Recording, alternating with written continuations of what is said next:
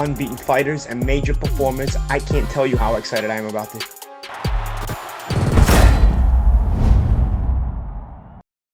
James Helder, IFL TV, MTK Global. With me, I've got Johnny Nelson. We're here today in Liverpool.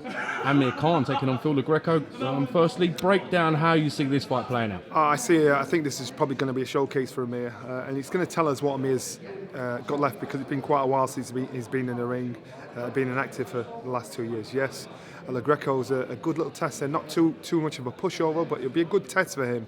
And if Amir's less than what he should be, he'll struggle. But in my book, I think he gets this job done inside the distance. He'll be fast, he'll be sharp. And I'll always say Amir is probably one of the fastest fighters I've actually physically seen live. And I don't just mean one shot, I mean quick combinations.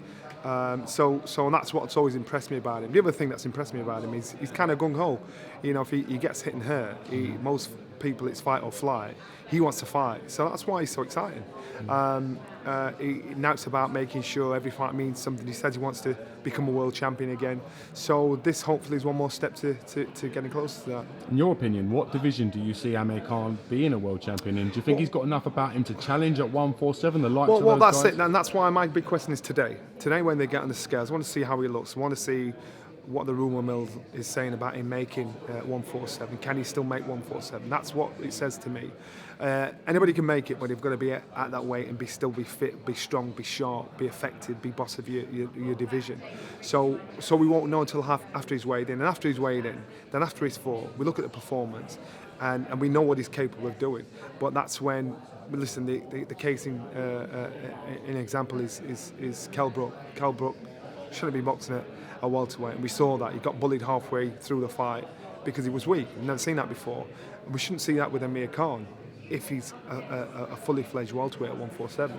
I think speed should do the job. I think movement should do the job. I think he's tall, he's rangy, he's athletic. Yes, he's had a bit of an upsetting camp with Virgil Hunter falling in, so he's had to move on to Dan Goosen. Goosen's a good trainer. So let's just see how that union's worked out.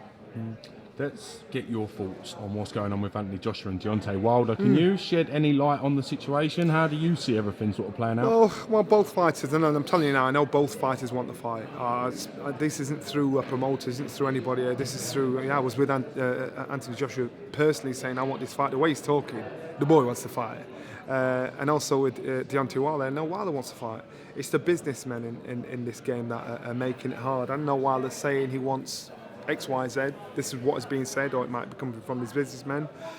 But in reality, he'll want what his worth is, but he's got to think, well, how much have I earned up to this point? And if I beat Anthony Joshua, how much more will I earn once I've done that? Quite clearly, the money, all roads lead to Anthony Joshua. That's where the big bucks are.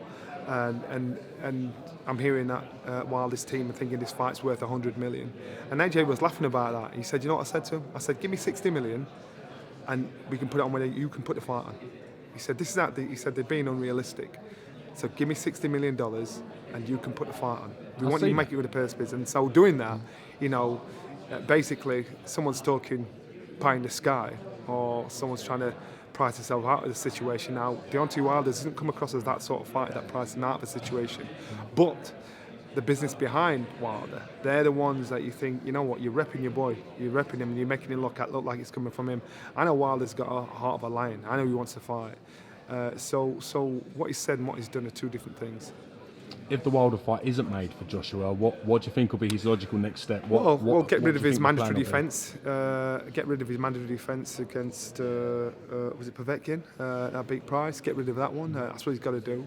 And of course, then he's under no pressure. He's not under no pressure to fight X, Y, Z. Hopefully after that, then it'd be Wilder. If it's not Wilder, let's see where Fury stands. Let's see what Fury turns up when he boxes in June.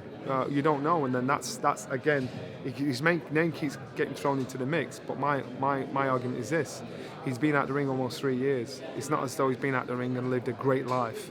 He's had to get himself back into condition. So nobody can guarantee he's the same fighter. So that's the question. So we can't really put him in the mix yet until we've seen him back in the ring. He sounds the same. Hopefully it'll be the same, but realistically, it's probably unfair to put him in that position. We was all looking forward to Golovkin Canelo too. Yeah. We've seen that fight is not going to take place at the moment. Canelo getting a 6-month ban, we're led to believe. What are your thoughts on that whole situation? You know what? I think they tried everything possible to make this fight happen. Forgiveness, oversight, hoping the pressure wouldn't be on. He's got a ban, a 6-month ban. I'm not sure if he got a financial fine as well. 6-month ban, where will that take him to? It doesn't mean the fight's off. It doesn't mean it's not going to happen. It means it could happen possibly September time? September, Mexican Independence Day. You never know. So therefore, you've got to think to yourself, you know, they've got to be seen to be doing their job. You know, we punished him. As far as we're concerned, that's the correct punishment. You're still going to watch the fight if he fights Golovkin. You're still, and win or lose, he's in a no-win situation. If he wins, he's got the cloud of the drug situation over him. If he loses, he's got the cloud of the drug situation over him. So this fight will happen, but they've got to show that they've been seen to do their job. Do you think the punishment was harsh enough? Do you think it was severe No, it enough? wasn't harsh enough. If you're going to punish him, punish him. Don't, you know, slap him on the wrist with a pencil.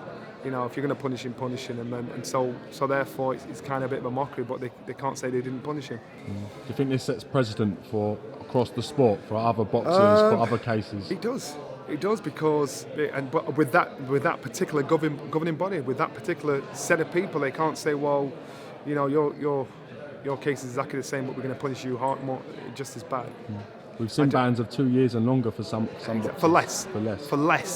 For less, and that's and people are like thinking, come on, you know, why do you just say, all right, forget it, we know you did wrong, let it go, you know, but they're not, you know, so I think they've made themselves look a little silly, to tell you the truth. I know you're going to be needed to go on air anytime. I Bless. appreciate you giving me some time, and I know they're going to paint on another T-shirt very shortly. So go and get your wardrobe makeup done, and Nice. we'll see you on the other side. Bless. Thank you, Johnny. 3 rounds, 3 minutes, 3 fights. Unbeaten fighters and major performers. I can't tell you how excited I am about this.